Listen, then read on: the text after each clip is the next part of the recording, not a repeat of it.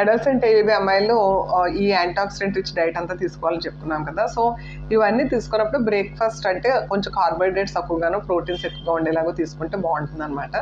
సాధ్యంత వరకు వండిన పదార్థాలు తక్కువ తీసుకొని స్ప్రౌట్స్, తర్వాత వచ్చేసి ఈ రాతి ఉసిరి, ఇది ఒకటి చాలా మంచిదని చెప్తాము.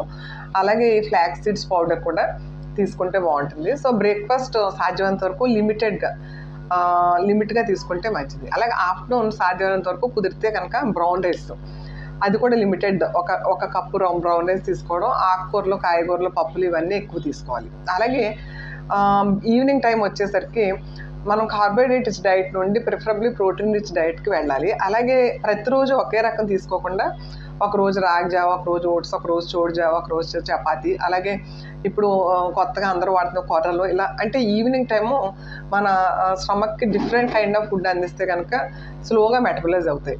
సో అలా మనం life style modification is very important. అంటే ఫ్రూట్స్ ఎక్కువ తీసుకోవడం, వాటర్ ఎక్కువ తాగడం, అలాగే అంటే శరీరానికి ఎంతో కొంత వ్యాయామం, అంటే కనీసం రోజుకి ఒక 20 నిమిషాలు ఏదైనా యోగా కానీ, ఏరోబిక్స్ కానీ, లేదు వాకింగ్, బ్రిస్క్ వాక్ కానీ, సో ఇలాంటివి ఏదో ఒక వ్యాయామం చేసుకొని లైఫ్ స్టైల్ మోడిఫికేషన్, అంటే ఇది ఎప్పటికీ చేసేలాగా ఉండాలన్నమాట.